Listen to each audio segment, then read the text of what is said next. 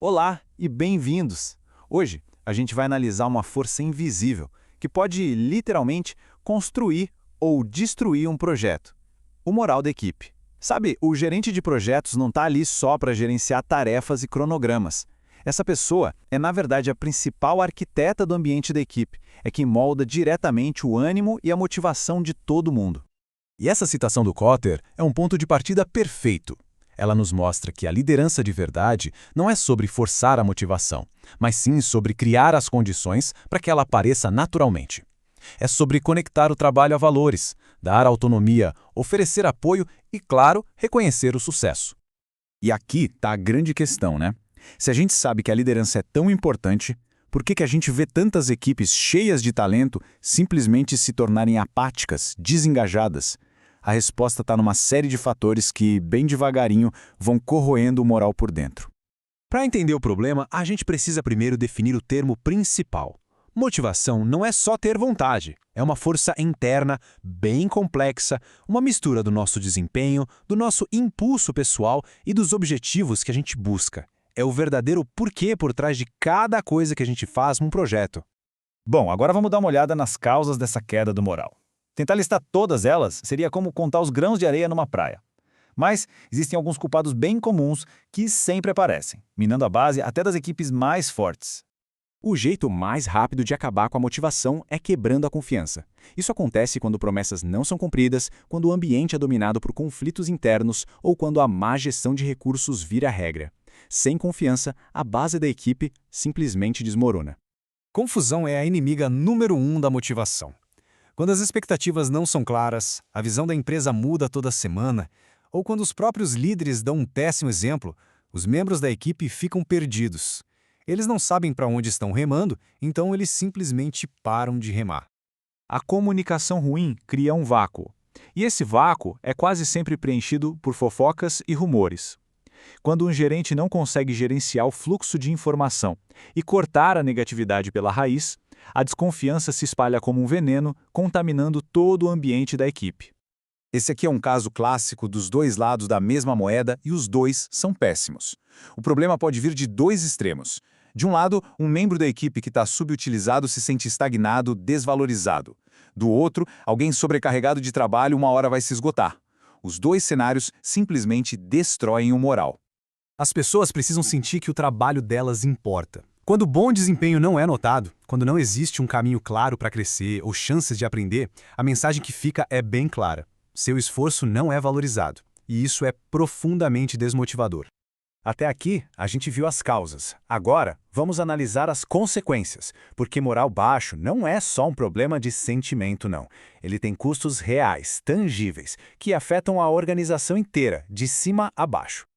Olha só o contraste absurdo entre os dois cenários. De um lado, a gente tem uma equipe que prospera, produtiva, orgulhosa do que faz, colaborativa.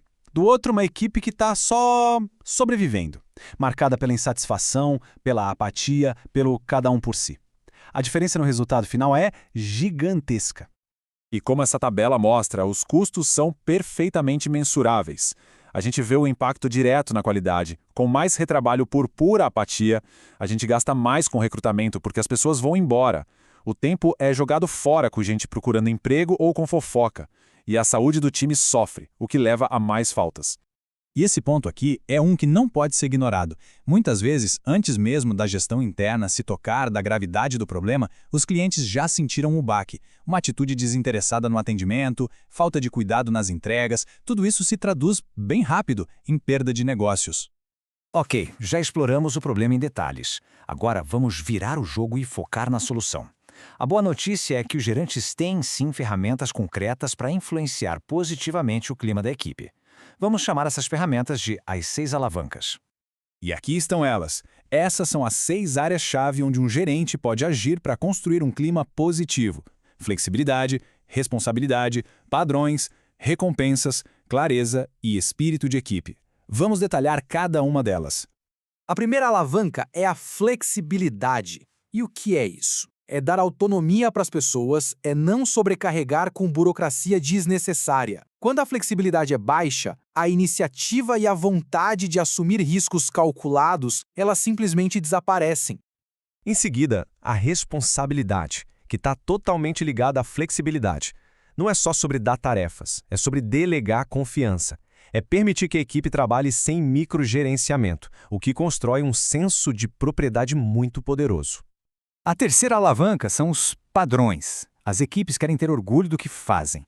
Definir padrões elevados, que sejam desafiadores, mas realistas, dá um propósito para a responsabilidade. Comunica que a qualidade realmente importa e isso inspira um sentimento de realização. Vamos para a quarta. Recompensas. Isso meio que fecha o ciclo. Quando a equipe atinge aqueles padrões elevados, o reconhecimento é fundamental. É celebrar o bom trabalho, criar uma expectativa positiva e reforçar os comportamentos que levam ao sucesso. É focar no que dá certo, não só no que dá errado. A quinta alavanca, clareza, é a base de tudo. Sem ela, a flexibilidade vira um caos. As pessoas trabalham muito melhor quando sabem quem é responsável pelo quê e como o projeto está organizado. A clareza dá a estabilidade que a gente precisa para todo o resto funcionar. E por último, o espírito de equipe. Essa é a cola que une tudo. É o resultado natural de todas as outras alavancas funcionando juntas. O orgulho de pertencer ao grupo, a confiança mútua e um bom relacionamento com a liderança. Com essas 6 alavancas em mente, fica bem claro que construir um clima positivo é um processo ativo, intencional. Não acontece por acaso. Exige uma ação deliberada por parte da liderança. Então, para a gente resumir nossa análise, as ações do gerente são um fator decisivo. O baixo moral não é um problema abstrato, ele afeta o resultado final. E as 6 dimensões que a gente viu, flexibilidade, responsabilidade, padrões, recompensas, clareza e espírito de equipe, são as ferramentas práticas para gerar essa mudança, sempre com base em confiança e reconhecimento. Isso nos deixa com uma pergunta para reflexão. Cada equipe é diferente, cada situação exige uma abordagem única. Pensando no contexto atual de cada um, qual dessas 6 alavancas precisa de mais atenção agora? A resposta para essa pergunta é o primeiro passo para construir uma equipe que não só sobrevive, mas que é verdadeiramente próspera.